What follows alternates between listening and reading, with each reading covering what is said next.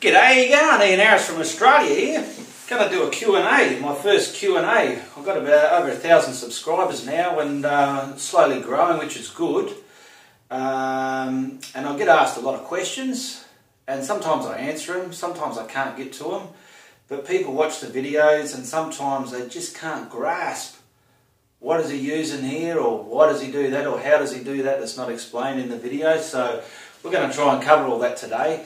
And I've got some of my art stuff here, so you would have seen a few of these in videos and you can see the actual end product, because sometimes when the video has been done, you sometimes look at it and fine-tune it, such as I've done one with a butterfly and so forth. Anyway, I do get asked a lot, what type of retarder do I use? Because I'm an acrylic painter. I haven't got into oils, I've never painted oils, but I do know oils can mix and flow a lot better than acrylics. But for some reason I like acrylics. Anyway, I'm in Australia. A lot of my viewers are in America and over that side of the planet. I found one here from my art shop. It's a medium retarder. As John says, that's the brand of it, but it's a medium retarder for acrylic paints. What the retarder does for those people who are not that experienced in painting, if you're using acrylics, when I first started painting, I could not blend, mix.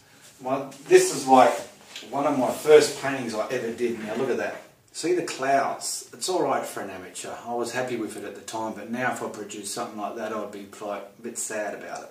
But see the clouds here? Everything's chalky and dry. So the retarder, like, it comes in a bottle like so, it's just a liquid, sort of like oil, but it's not oil. And the retarder helps you blend, like, here's one, this is a little one. See the sky, how that's all blended now? It can help blend the paints like an oil paint does. And why it's called a retarder is because it retards the drying time. It slows the drying time down of the paint. I'm going to try and talk a bit clearer too, because unfortunately some of my viewers are saying I can't understand what you're saying, I'm talking too fast. So we'll get by that. And that's about the retarder I use. Okay, another question I'm asked is, where do I get my pictures from? Well, not only but you need inspiration, I feel, to paint something, and sometimes you might see something and go, bang, there it is, look at that, I want to paint that, that looks real arty, I like that. And sometimes when I want to paint, but you don't know what to paint, I go on the net, Google images, and I just type in anything like silhouette or zebra art or sunsets, moonsets or whatever. That's where I got a lot of my moon ideas from. I did a moon video a while ago. It's only a small painting actually, but this moon was quite successful to a lot of people. And I'm going through the images and I saw this picture, or something similar to this picture anyway. It looks similar to this. And your mind tells you, bang, that's what I like. So that's where I find my pictures from, on Google Images. And, you know, I'm not putting them out there as my design or my picture. It's just it's just my painting of that picture. I'm representing it as a painting and I'm signing it with my name on there because I painted that picture. So that's where I get a lot of my pictures from, and you can print them out and do all sorts of wonderful things with them. Brushes. What type of brushes do I use? I use anything. You've probably seen in videos. I've used the old shaving brush. Anything with bristles, anything like a foam sponge, anything can work as a brush. But I did go to the art shop when I got more involved with painting, and I bought like fan brushes. I don't know what names they are. There's proper sets you can get. I've just gone to the hardware, the local hardware, and bought normal household painting brushes of all different sizes, and I use them for different occasions. And when you go to the art shop, you can get a kit of like these type, with big ones, fat ones, skinny ones, and medium ones. So they're the brushes I use. Nothing spectacular. I suppose if you're going to If you've been painting for a long time and it's a serious project or a business for you, that's when you need to get the serious paint brushes. But for beginners and novelists and things like that, anything can work for you, it'll do, eh? Don't worry about it.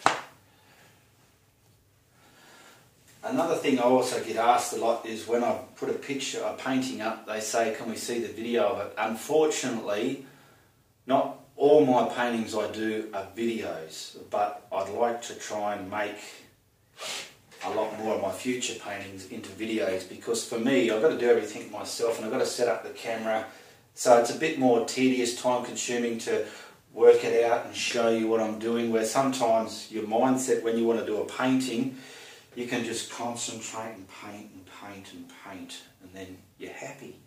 But not all my videos, not all my paintings are on video. I'm going to show you a few of these at the end of this video and show you how they've been done. So, another thing I've always been asked, with the retarder, there's a lot of writing on the back of it, but you can scare yourself with names and directions and whatnot. Painting is just art, and if you've made a mistake in it, that mistake is part of your art.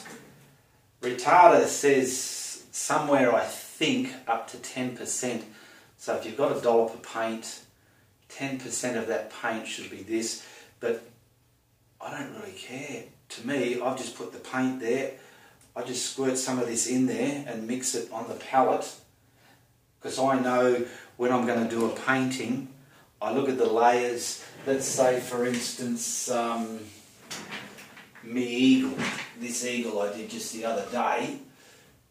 Now, to me, this has the background sky, then the glare, then the eagle. So I wouldn't retard all that paint to produce this picture. What I would do is, the sky needs to blend, so the sky colours I'm going to do as one set. I'll mix those, I'll get those colours on the palette and I'll put the retarder in there and mix the retarder in the white and in the blues, and then I'm painting it on the board and it's going to stay wet longer. So when I'm putting two different colours of blues, they can blend and merge. See here, a lot better. If it had no retarder, it would be pretty awful looking. And once that's done, I put my clouds in there and I can blend them down to the atmosphere and, you know, blending it down. And once that's done, because it's acrylic, I can get the hairdryer and dry it.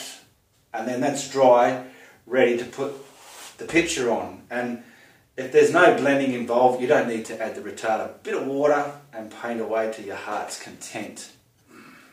Do I wash my brushes? Very good.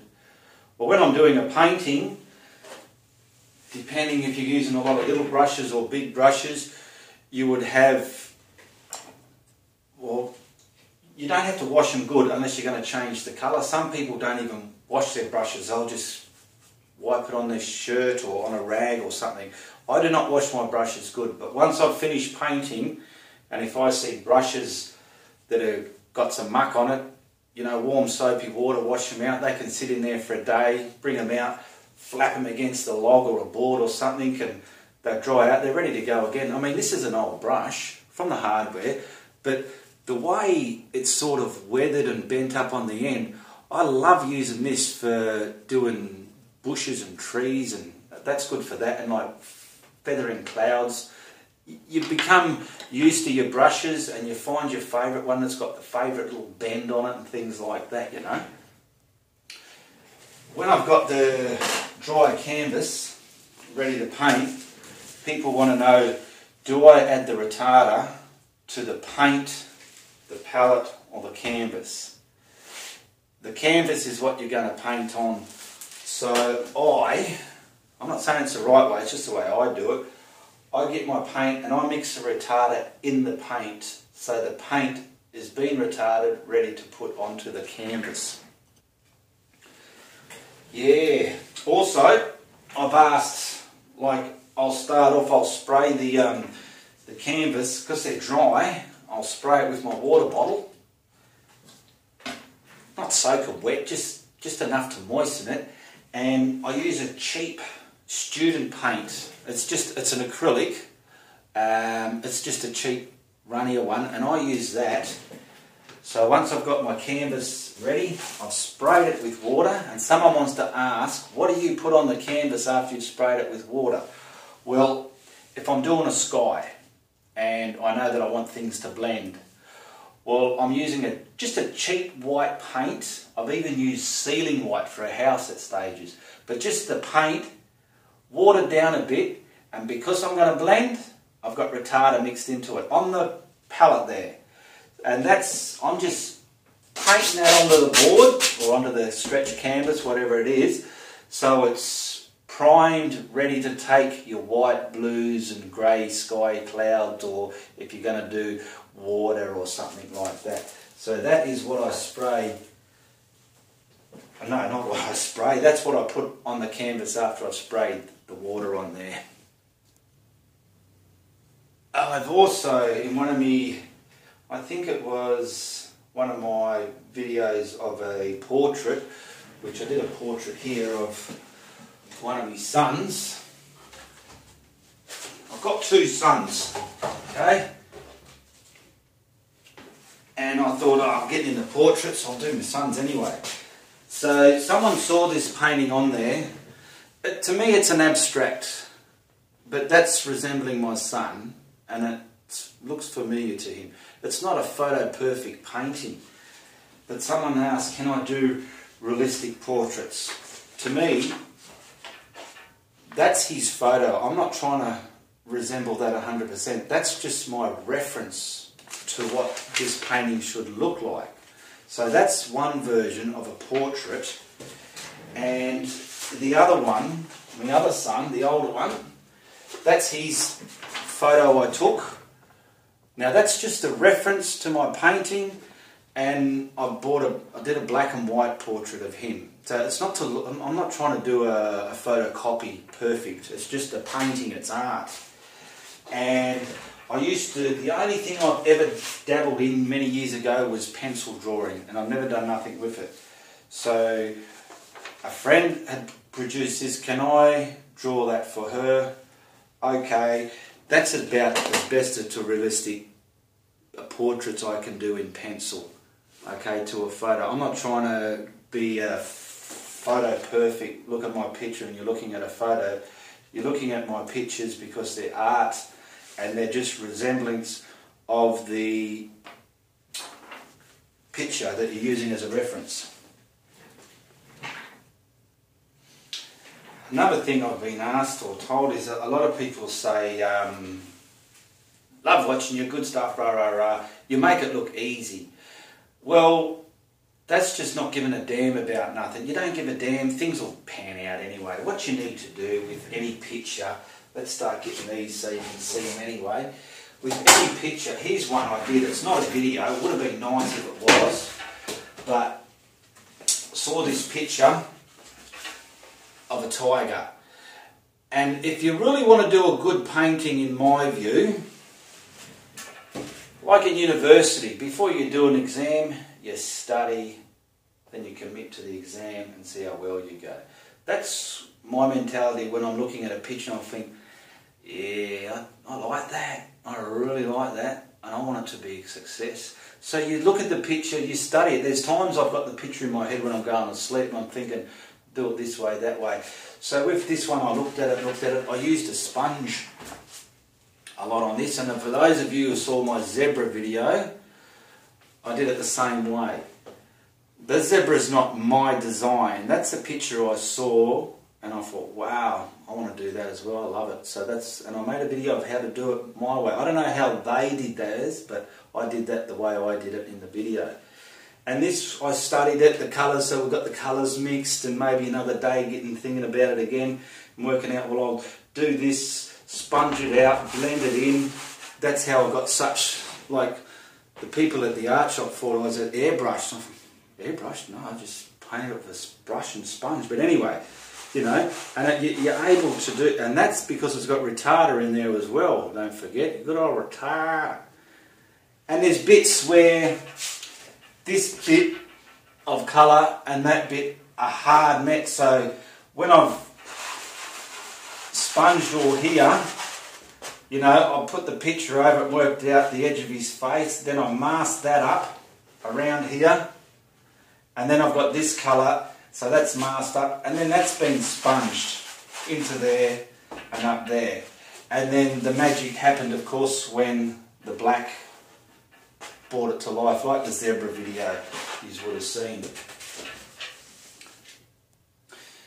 If there's any questions you think I might not have asked in this video, you can ask down below in your comments, and I'll be sure to answer them back. And you know, probably after a few more videos get on, I'll check out and work out another Q&A volume to do for everybody. That's if people like to keep watching somebody like me. This is another. I'll just quickly show you what I've done here now over the past couple of years that I've been painting. This was another carbon paper style that I did. It's just black and white. I did one before. My brother took it because he loved it. So I had to do myself another one because I wanted one. But in this one I decided I'll put a red lip in there. It just changed it. This picture I saw on the net as well. I got a friend named Vince. I taught him how to paint because he couldn't draw for nuts, but he loved the idea of wanting to. And you've probably seen him in a video or two. He's an Italian looking fella. He's not a bad bloke. I taught him to paint, and if he can paint, anyone can paint. The neighbour's dog can paint. That's the way I see it. And he done one of these one because he liked this one, but his was just a bit smaller. But we gone to I said, look, instead of doing it black and white like mine, he's put some, like I put red lips on this, he's put some grey. So it sort of changed the aspects, but it's the same picture. There's just so many ways you can change a picture to make it look arty. Those of you who saw the butterfly, see, that's been changed since it was ended. That's a complete, to me, I failed on this one. It didn't work out the way I wanted, but I was committed not to throw it out. I didn't want to throw it out, so I just persevered. I changed the colours. I started changing detail in this stalk type of thing there. That's what happened with that one. A lot of you that see my channel might have saw the one I did of Wilson Bickford, the first style of a using carbon paper to do a basic, easy portrait of somebody. And why I put him on there is because a lot of people that follow art would more than likely know him. And they can look at that picture anywhere. If you know Wilson Bickford, if that was hanging up in, say, a library or a pub or somewhere where people play guitars and drink beer, they'll say, hey, that's Wilson Bickford up there. This was, like I've showed you that one, but I just saw a computer generated image of this eagle, and when I saw that, that just had to be painted. That inspired me. Here's another type you can do. It looks like something you paint with numbers, but it's just carboned out and you're painting each little section in, and you know, you get a bit of art out of it. That's fine. People love that. I try and do a bit of everything. Like I used to do sceneries and mountains, and I don't mind doing. Well, this is one I did. It's a sort of thing, to me, my mum would like hanging on her wall, but I need to go further from there. So I like try and see a picture or something and change it. Like let's say the Marilyn Monroe or the zebra, the eagle. They're just a bit different from the normal subjects you see. I saw something similar to this, and you know, it's different as well. And also a painting, this thing here would probably look 10 times wow and awesome if it was on a 5 times the size of a canvas. Okay, the last thing I just want to show, people have asked what program I use to get the threshold look, so as I get that black and white version like I did the Wilson Bickford painting. I've got a program, it's called ACDC, it's just a picture holder, holds pictures. Let's just say this face here we want to do in the style I did Wilson Bickford. I've got your program here. I'll bring up the editing buttons. Let's hope you can see there. On the side here I've got special effects, And I've got all these that do mirror image, crayon drawing, bulges. In here I found, I don't know if you can see that, I'll just go a bit closer for you. See that where my mouse is? Where are we? Where are we? This is awkward. There, that's the threshold. So I double click that, and what it does, you've got a slide bar here. You can slide that dark or bring the picture back to the threshold. And you just keep playing around with it till you get it to the temperament you want, and you can print it out. Also with this, you've got another one here called the opacity. That sort of brings the, you can't see it on it, you can bring the outline of the note just to get a bit more sharper. But that's what I use to make that image, so if you want to do a quick easy portrait of somebody. Alright, that's about it for this Q&A show. If you've got any questions, don't forget to ask. Please subscribe. I'm happy to answer any questions that you have. Either you love me or hate me. If you love me, tell a friend. If you hate me, tell everybody. But anyway, see you next time I do my next painting, eh? Goodbye, good luck, good on ya.